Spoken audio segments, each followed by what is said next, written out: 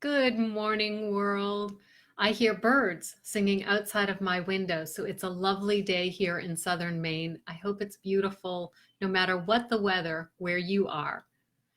Today, I'm going to continue my series of bits of bravery. This is day number 9, talking about those little acts of courage that we take on a regular basis. Don't really give ourselves credit for them, perhaps, but they still make a difference. I believe that our relationships and the way that we interact with other people, that's one of the greatest challenges that most of us face. Because there's always that chance of being misunderstood, of saying something that's stupid, and so people laugh at you, and that can hurt our feelings. And it can be one of those jokes that comes back year after year after year. And each time it just hurts a little bit more. Every time we put ourselves out there to have a conversation with someone, whether it's in a personal or professional situation, whether it's a romantic or a platonic situation, we're always at risk. And I think each and every one of us, you are brave because you participate in it. You take that leap of faith that things will work out okay. Today, I'd like to delve a little bit more into what I was planning to share yesterday. So I have another Bengals football shirt on. The Cincinnati Bengals are a National Football League team here in the United States. A few years ago, I knew nothing about football. Really nothing. Okay, I knew that I really knew nothing. Shortly after my divorce, one of my best friends had told me, Donna, so that you can be more appealing and interesting to the opposite sex, there are a few things you should learn something about. One of them were cars. No. I barely know what I drive, never mind knowing what anyone I work with drives. There are some people, have you noticed, they know everyone's car in the workplace. I don't have a clue. Some people know the makes and models of any car that they see on the road. They can see something and they can tell you whether it's a 2015 Rogue or it's a 2014 version. I don't know. I don't care. And she said, Donna, you should learn about the popular sports. You need to learn a little bit about football, baseball, hockey, basketball, college and professional, because some men are really only focused on college ball. And then others, they love the professional sports. So you should just start with one sport and then go from there. I thought, no, I really have no interest. If that's what it takes to find a man, no. So it's kind of ironic that a couple of years later, a man that I used to work with, so we had known each other for probably 12, 14, 15 years at the time. And he is a huge football fan. He would take days off from work so that he could stay home and watch a full day of football. I have since learned that that typically means 3 games. But now, if we're lucky, some Sundays you can actually get 4 football games in. So when we started dating, I knew that every fall, starting early September through, February when the Super Bowl is, which I didn't know that before we started dating. I knew that I would not have any access to him on Sundays, Monday nights, or Thursday nights. I knew that. And so I had a choice. I could either say, teach me about football, or I could sit there and read a book or watch something else on my Chromebook or my phone and be separate, but in the same room with him. Or I could learn about the game. So I asked him, I said, Earl, I would like to learn about football. I don't know if I will understand it. I don't know if I will like it, but will you explain it to me? Now here's the risk, and here's why I feel like this is an act of bravery. He could have just laughed at me and said, you know what, don't even worry about it, babe, because I am so into the football game. I don't care if you're in the room with me. That was a risk. He could have said, "Oh, you know what? You're sweet. Appreciate the effort, but I don't think you're capable of understanding football." Now, I know that he thinks that I'm an intelligent person. I know that. But sometimes we have these little specialty areas and we think that unless you have grown up with it, that outsiders can't quite ever grasp the wonder of it. Here I am, 50 years old at the time, and to suddenly say, yes, I want to be a football fan. And I was putting myself at risk of him saying, no, babe, really don't want to take the time to teach you because that's going to spoil my enjoyment of the game. When I'm watching football, I want to just focus in on the game. I don't need you sitting beside me, talking over the announcers, interrupting the replays because you're trying to figure things out. Babe, you should have figured it out years ago. If you wanted to be a football fan, you should have started when you were knee-high to a helmet. He didn't say that. I think you know he didn't say that. But those were the things that I was thinking. Wrong place, right? I was thinking those things. And yes, my heart had a little bit of concern about that because I didn't know exactly how he would respond.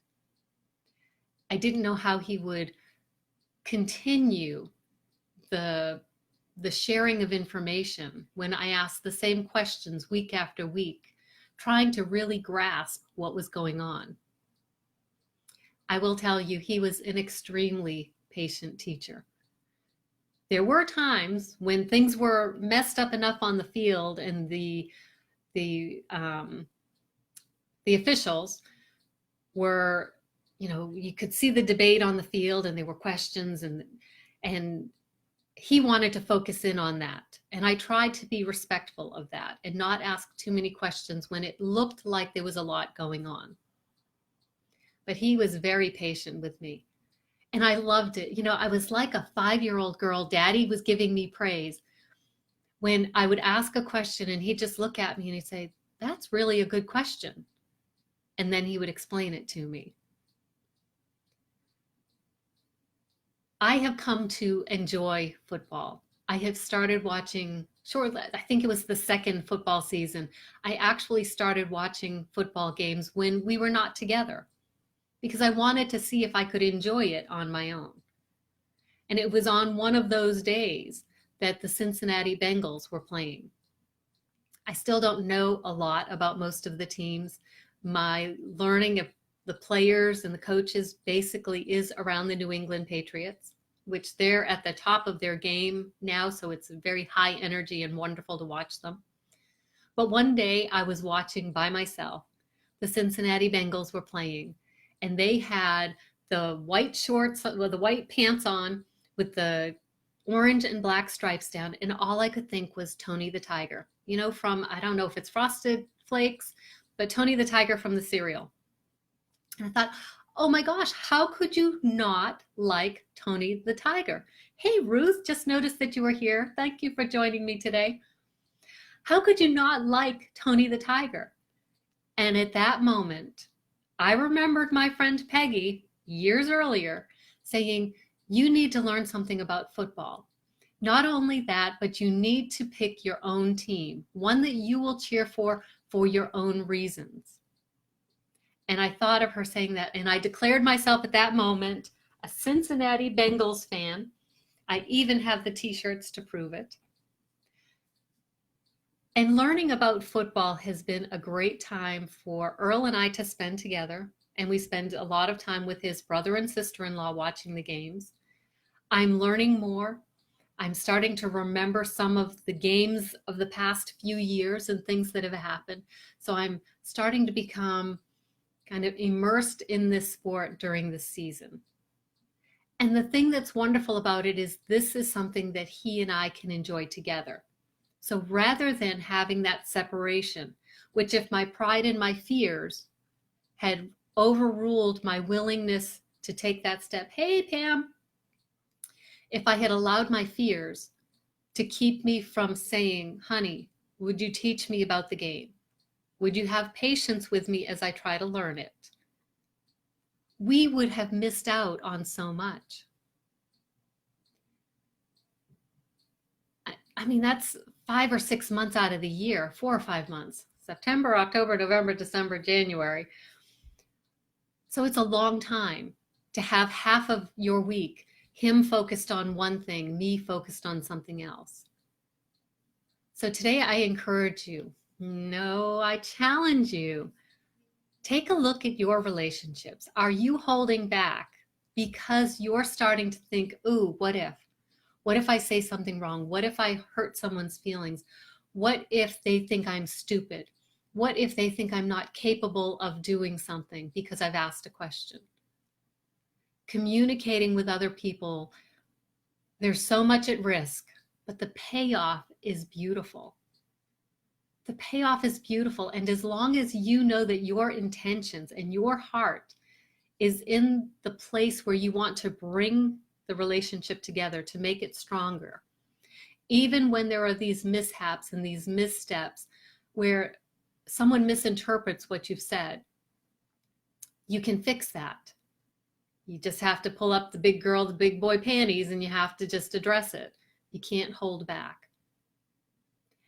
Which makes me remember, sometimes when there seems to be a gap in your relationships, it's not always about you. You may feel a separation from someone and you think, did I do something wrong? What could I have said? And you spend hours, days, weeks thinking, what did I do wrong? You may not have done anything wrong. The other person, something may have happened in their life and they needed time to focus, to process. And thinking about you wasn't on their list. And it's not that they don't love you, but they just weren't in a place to be able to reach out to you. So if you feel like there's a gap between you and someone you love, and you're not quite sure what happened, reach out to that person. Yes, there's a risk. But this act of bravery, when you do that, could you give you the reward of healing that relationship? And it might give that person the help and the support that they really need at a difficult time in their life, a time and a situation that has nothing to do with you.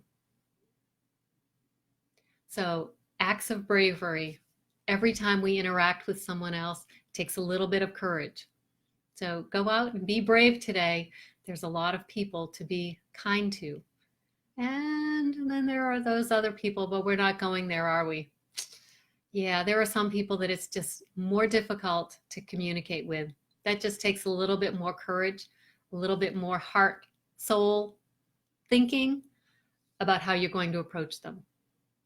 So that's my act of bravery today. Becoming a Bengals fan, learning about football, and building a great relationship around something because I admitted my ignorance. So what can you do today? Have a great day, and I will see you tomorrow.